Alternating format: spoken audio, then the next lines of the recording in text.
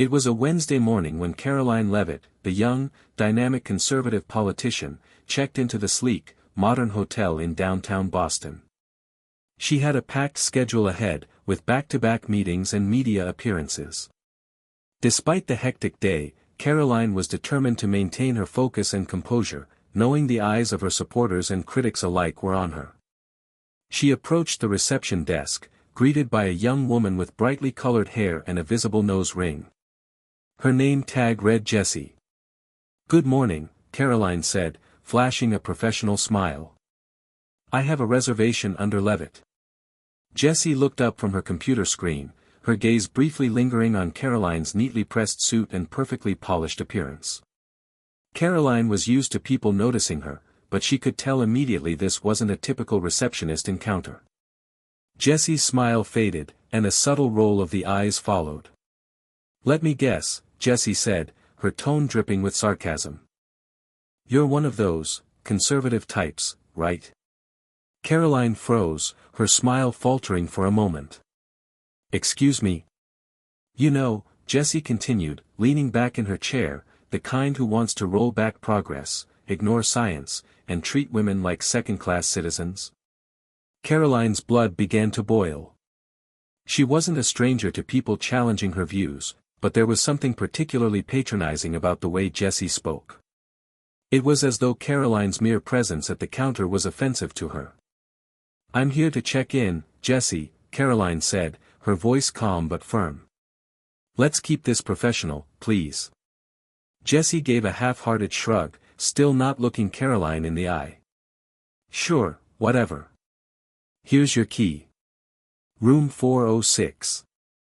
The exchange was brief, but the tension between them was palpable. Karoline grabbed the key card, but as she turned to leave, she couldn't shake the feeling that Jessie had deliberately insulted her. She knew that the reception desk was supposed to be a place of hospitality, but instead, she had been met with condescension.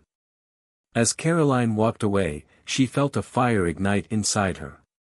She had been used to confrontations in the political world, but this was different.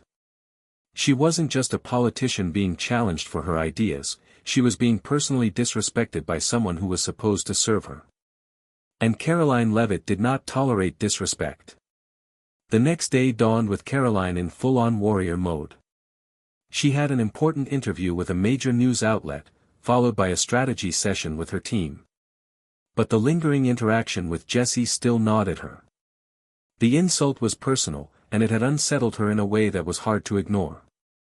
Karoline was no stranger to criticism, but when it came from someone who was supposed to show basic respect, it crossed a line. After her morning session, Karoline called her campaign manager, Sean, to fill him in on the unpleasant experience. "Sean, I need you to handle something for me," Karoline said, her voice tight with resolve. "There was a receptionist at the hotel yesterday who decided to make it her personal mission to insult me." Sean, always the professional, paused. "What happened?" "She mocked me for being conservative, made some disparaging comments about my beliefs, and basically treated me like I wasn't even worth her time," Karoline said, her frustration evident. "She should have kept her opinions to herself." "Understood," Sean replied. "Do you want me to escalate this to the hotel management?" Karoline thought for a moment. She could have just let it go and brushed it off as another example of the increasing intolerance against people with conservative views. But something about this particular incident made her angry, not just on her behalf, but for anyone who might be in a similar position and feel powerless in that situation. "No," Karoline said with steely determination. "I want you to make sure she's fired. No one should treat a guest that way, especially not a public figure." Sean was taken aback by her blunt request but didn't question her. "I'll get on it right away, Karoline." After the call, Karoline steeled herself for the rest of the day's grueling schedule. But her mind kept returning to Jessie. She wasn't some random hotel employee, she had the audacity to judge Karoline based on her political views. The more Karoline thought about it, the more it grated on her. By the time her media appearances wrapped up that evening, Karoline had made up her mind. This wasn't just about a bad customer service experience. It was about sending a message: no one gets to treat people like that and think they can get away with it. As she entered her room, she found herself staring at the phone number for the hotel management written on the back of her key card. She wasn't going to let this go. The very next day, the hotel's management received a call. The following morning, Karoline was ready to face the fallout from her decision to escalate the situation. Sean had been in contact with the hotel management, and by now, she knew the wheels were in motion. The manager, a soft-spoken woman named Linda, had assured Sean that the matter would be handled swiftly. But Karoline wanted to make sure they understood the gravity of the situation. It wasn't just about one rude receptionist, it was about the broader issue of respect and professionalism. Karoline had her breakfast delivered to her room and spent the early part of the day prepping for a speech on economic policy. But as she sat, the buzz of the phone interrupted her focus. It was Sean. "Karoline," Sean began, his tone guarded, "I've just spoken to Linda from the hotel. They're taking your complaint very seriously." Karoline leaned forward, her pen poised above her notes. "What's the plan?" "They're firing Jesse," Sean said, a small hint of surprise in his voice. "They told me they couldn't tolerate that kind of behavior from an employee, especially towards a guest." A small, satisfied smile crept across Karoline's face. "Good. That's the right call." "Right," Sean said. "But there's more. The hotel also wants to issue a formal apology to you. They'll send over a letter later today, and Linda insists on meeting with you personally to discuss the matter." Karoline couldn't help but raise an eyebrow. A personal meeting? It seemed a little much, but the idea of the hotel trying to save face didn't surprise her. "I'll let them send the letter, but I don't need to meet with anyone," she replied, her voice calm but resolute. "They can fire Jesse, but I'm not interested in their apology. It's not about me, it's about making sure that no one else goes through the same thing." Sean paused. "Understood, Karoline. I'll handle the rest." After hanging up, Karoline let out a breath she didn't realize she had been holding.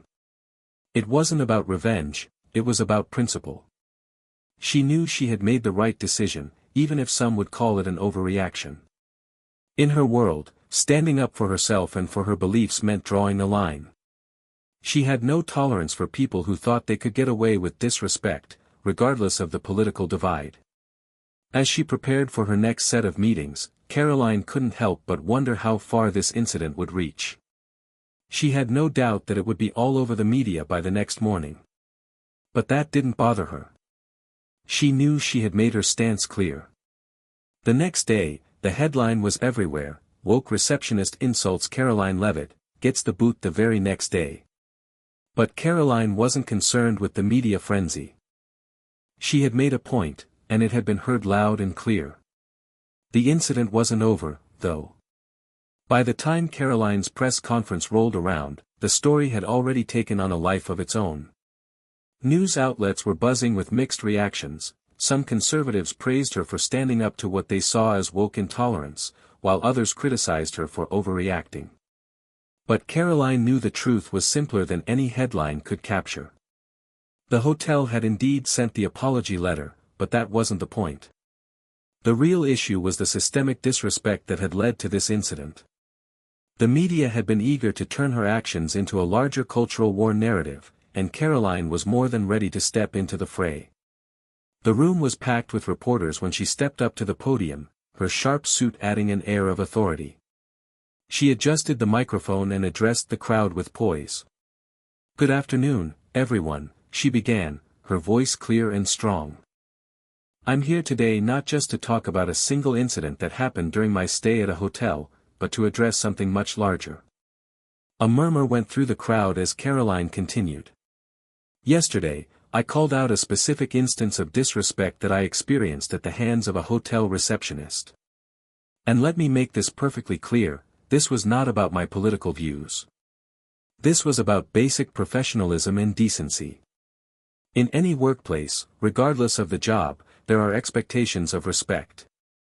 Those expectations should apply to all guests, and especially to those who hold public office. She paused, scanning the room for a moment. The reporters were silent, listening intently. "I don't care whether I'm a conservative, a liberal, or anything else," Karoline continued. "What I care about is that we live in a society where people feel they can belittle or insult others simply because they don't agree with their views. I will not stand for it, and neither should anyone else. No one deserves to be treated like that." Karoline's words hung in the air, and for a moment, it felt as though the room collectively held its breath. Then came the first question. "Ms. Leavitt, many are calling your decision to have the receptionist fired an overreaction. Do you believe that was the right call, or do you think you went too far?" Karoline didn't hesitate. "No, I don't think I went too far. I believe in holding people accountable. We don't let hate speech slide, so why should we let casual disrespect slide? It's not just about my situation. It's about showing that tolerance for intolerance is unacceptable. It's time we stood up for each other, regardless of political affiliations." The room buzzed again as reporters scribbled down notes, many of them nodding. The media circus had started, and Karoline knew it wouldn't stop anytime soon. But this wasn't just about her, it was about shifting the conversation. As the questions continued, Karoline remained calm and composed, but she couldn't help but feel a sense of satisfaction in the way things were unfolding. The public response was unpredictable, with some defending her, while others cast her actions in a negative light. But Karoline had learned to thrive in the spotlight, no matter how intense it got. Later that evening, the phone rang. It was Sean. "Karoline, the media is on fire with this one," he said, chuckling. "It's gone viral." "I expected nothing less," Karoline replied, her smile small but knowing. "But I'm ready. Bring it on." And with that, she settled back into the rhythm of her day, ready to take on whatever came next. Jesse's firing had set a new tone, one that Karoline hoped would reverberate far beyond this single incident. It was about standing firm. It was about respect. And for Karoline Leavitt, it was about time. As the days passed, Karoline could feel the ripple effect of her decision reverberating through the political landscape. Her bold stance against the woke receptionist had sparked more than just media buzz, it had ignited conversations across social media, news outlets, and even public forums. It was a political firestorm, and while Karoline was used to being at the center of controversy, this time felt different. The hotel where the incident had occurred quickly became a target of protests from both sides of the political spectrum. Some conservatives rallied outside its doors, chanting slogans of support for Karoline's actions. They demanded better treatment for public figures, accusing the hotel of disrespecting her simply because of her beliefs. Meanwhile, progressive groups criticized the hotel for firing an employee over a disagreement that many considered minor. Jessie, the receptionist, had become a martyr in their eyes, a symbol of resistance against the so-called right-wing cancel culture. In the midst of all this chaos, Karoline remained unwavering. She didn't back down from her position, even as the media tried to twist the narrative to fit their own agendas. Her campaign manager, Sean, kept her updated on the public reaction, but she wasn't swayed by the mixed responses. One afternoon, Karoline was finishing up a speech when her phone buzzed. It was a text from Sean: "The hotel is offering a settlement to Jessie. They want to avoid further media fallout." Karoline smirked, shaking her head. It wasn't surprising. But she wasn't interested in any sort of backroom deal to make everything go away. She had made her point, and now the world was watching. "Good," she muttered, "let them deal with the fallout." Her phone buzzed again. This time it was a tweet. It was from Jessie. "Fired for expressing my beliefs. It's a sad day when standing up for your values is punished. #cancel culture #woke." Karoline read it twice, her eyes narrowing as she processed Jessie's words. She knew the former receptionist would try to play the victim, but this was something different. Jessie had decided to frame the situation as an ideological battle, painting herself as the real casualty. Karoline took a deep breath. There was a part of her that almost admired the boldness, but she couldn't let this narrative go unchallenged. Within moments, Karoline was on Twitter herself, her words crisp and direct. Everyone has the right to express their beliefs. But when your beliefs lead you to disrespect a guest in a professional setting, there are consequences. I won't apologize for standing up for respect. #Respect Matters. The tweet quickly gained traction, further fueling the firestorm. Some saw her as a champion for respect and professionalism, others as a political opportunist trying to gain ground in the culture wars. But Karoline didn't care about the labels. She had always known that controversy was inevitable in her line of work, but this was bigger than her reputation. This was about setting a standard. Over the next few days, the media coverage slowed down, but the broader conversation about civility in public discourse had begun. Karoline had sparked a movement of sorts, one that resonated with people who were tired of the vitriol and division that had come to define so much of American politics. As she prepared for another round of speeches and interviews, Karoline felt a sense of quiet satisfaction. She hadn't just survived the storm, she had helped redirect its course. Jesse's firing had been the catalyst, but what followed had far surpassed the incident itself. Karoline had reminded everyone that respect was not just a courtesy, it was a fundamental principle, one that transcended political divides. For Karoline Leavitt, this chapter was far from over. It was just the beginning. Weeks had passed since the firestorm over Jesse's firing had begun to settle down, but the political ramifications of the incident were far from over. Karoline Leavitt, ever the strategist, had been carefully watching the shifting tides. The story had opened a door, and she was now figuring out how best to step through it. In her next series of speeches, Karoline subtly wove the issue of civility into her rhetoric. She talked about respect, professionalism, and how the political climate had been poisoned by extremism on both sides. It wasn't just about standing up to woke activists, it was about championing a better, more respectful discourse. Her polling numbers surged. Not drastically, but enough for her to notice a shift. The independents and moderates, who had previously been cautious in supporting her, began to rally around her message. For the first time in months, her campaign felt like it had gained new momentum. But Karoline knew better than to get too comfortable. She wasn't the only one watching the situation. Her political opponents had begun to take notice as well, each sizing up the potential fallout and deciding how to position themselves. One afternoon, she was having lunch with her closest advisor, Bill, when the conversation turned to the looming Senate race. "So, how do you think this will impact your run?" Bill asked, taking a bite of his sandwich. Karoline looked thoughtful, leaning back in her chair. "I think it's going to get more attention, but we need to be careful. We can't just keep riding this wave. It has to be about something bigger than me." Bill nodded. "You've made a point with the Jesse thing, but it can't be your only narrative. You need to frame it in the context of your broader platform.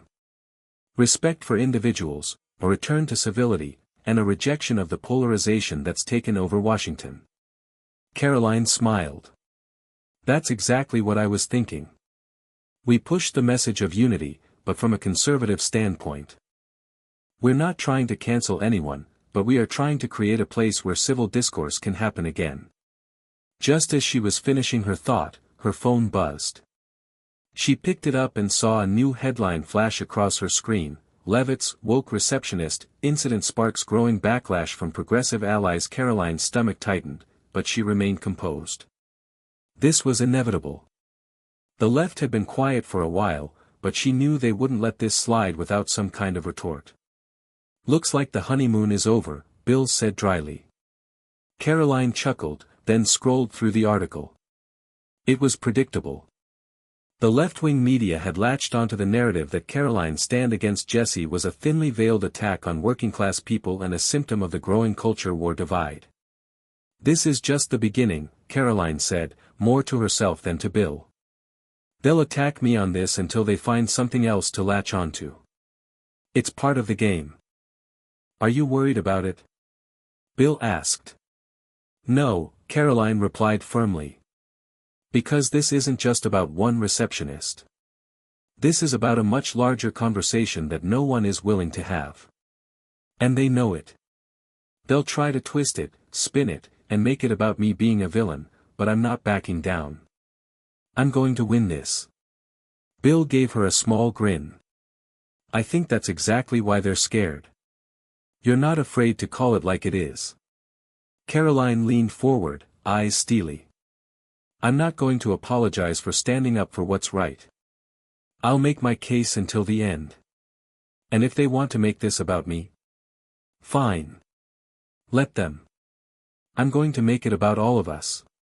The conversation drifted toward other campaign matters, but Karoline's mind kept returning to the headline, to the attack she knew was coming. The media had already made her a target, but it didn't matter. She had fought battles before, and this was no different. The more they pushed, the more she would push back. Her next rally was in a small town outside Boston, and Karoline knew she needed to frame it just right. The message had to stay on point. Civility. Respect. A return to rational discourse. But there was one thing she knew for sure, she was ready. Ready to face whatever came next, ready to turn every challenge into an opportunity. The Jesse incident, the media backlash, the protests, all of it had only sharpened her resolve. The small-town rally was a turning point. Karoline stood before a crowd of several hundred people, many of whom had traveled from surrounding towns to see her speak.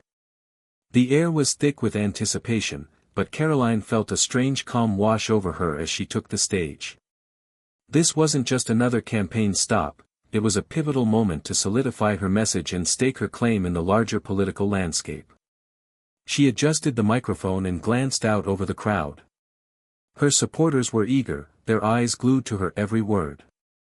But Karoline knew the stakes were higher than ever. The left had painted her as the villain in the woke Receptionist saga, and the right had rallied behind her, but she couldn't afford to let this battle define her. She needed to shift the narrative, again, and make sure her platform was seen as the voice of reason in a fractured political climate. Good evening, everyone, she began, her voice ringing out over the microphone. It's wonderful to be here with all of you today. But I'm not here just to talk about my campaign, I'm here to talk about something that's affecting all of us, something that goes beyond politics. The crowd fell silent, hanging on her every word. Over the past few weeks, we've seen the power of divisive rhetoric, the rise of political correctness that stifles honest conversation, and a culture of intolerance that's become too pervasive in our society, she continued. But I want to tell you today, this is not the America we want. And this is not the America we should settle for. A wave of applause rippled through the crowd. I've been told time and again that standing up for respect and civility in this day and age is a radical act. Well, if defending the basic human decency of respecting one another is radical, then count me in. Because I won't apologize for demanding that we return to a place where we can disagree without attacking one another, where we can have differences of opinion without tearing each other down. The applause grew louder, and Karoline could feel the energy in the air shift. This wasn't just about politics, it was about setting a new tone, one that called for accountability, respect, and unity. We're being told every day that we have to choose a side, that we have to hate the other side just because they think differently. That's not how America was built. We were built on the idea that we could come together, even with our differences, and forge a better path forward. Karoline paused, letting her words sink in. She looked out into the crowd, seeing the faces of people who were eager for a leader to guide them through the chaos. This wasn't about petty politics, it was about the future of the nation. Now, I know I've been in the news lately, and I've been the subject of a lot of media attention, she said, a hint of a smile playing at the corners of her lips. But the truth is, I'm not here to fight about one incident. I'm here because I believe in something bigger. I believe that we have a responsibility to our children, to our communities, and to ourselves to build a better, more respectful future. The crowd erupted in cheers, and Karoline allowed herself a moment to absorb it all. This was what she had been working for, not just to win an election, but to change the conversation. The backlash had only made her message stronger. She had transformed what started as an attack into a defining moment for her campaign. As she wrapped up her speech, Karoline knew she had solidified her place in the race. The path ahead wouldn't be easy. There would be more attacks, more pushback, and more controversy. But Karoline had proven something that day: she wasn't just another politician playing the game, she was a force, and she was ready to lead. The next few weeks were a blur of interviews, town halls, and strategy sessions. But Karoline felt more confident than ever. She had turned the woke receptionist incident into a rallying cry for a larger movement, one that sought to return to civil discourse, one that demanded respect for all people, regardless of their beliefs. Her approval ratings climbed steadily. She was no longer just a candidate running on a platform of conservative values, she was now a symbol of a broader call for respect and unity. People from all walks of life, from different political affiliations, were reaching out to her, eager to support the message she had championed. The political world had underestimated her. Now, they were forced to reckon with the force of nature that Karoline Leavitt had become. The final stretch of the campaign was both exhilarating and grueling. Karoline had built a formidable momentum in the weeks since the rally. The media had moved on from the initial controversy, but the impact of her message was undeniable.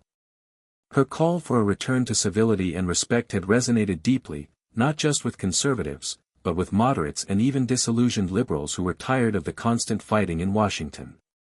Karoline spent her final days on the campaign trail traveling through small towns, holding town halls, and meeting with local leaders.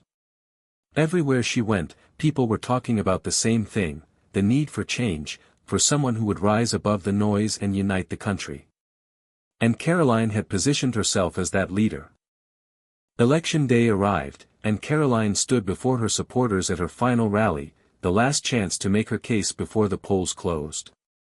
The air was thick with anticipation, and she could sense the excitement all around her. But there was a calmness in her as well. She had worked hard, faced adversity, and stayed true to her principles.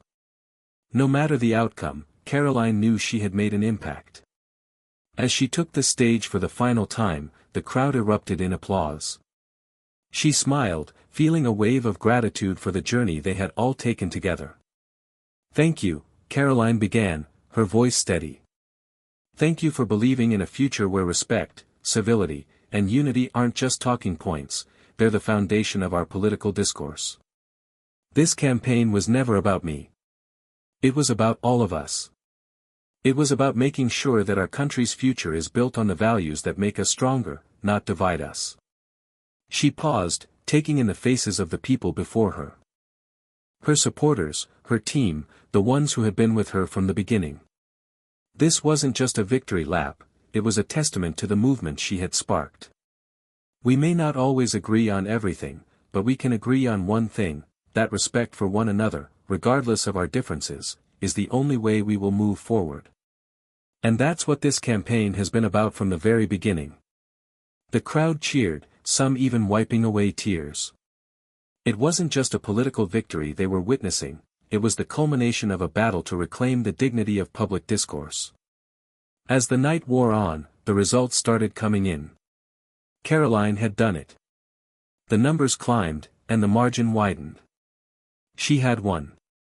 When the final count was confirmed, Karoline stood in front of the stage, her team surrounding her, the weight of victory settling in. She had won not just the election, but the argument. She had proven that there was a hunger for civility, for leadership that would put people before politics.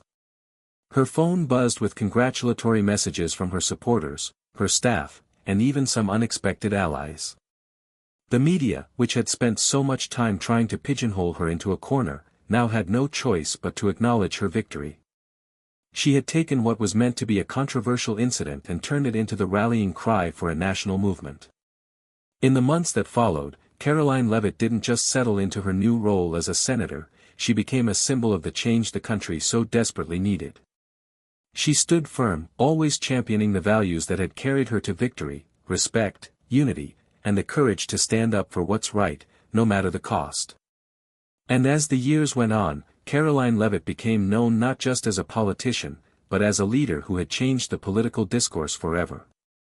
Her legacy was built on the simple truth that civility was not a weakness, it was a strength.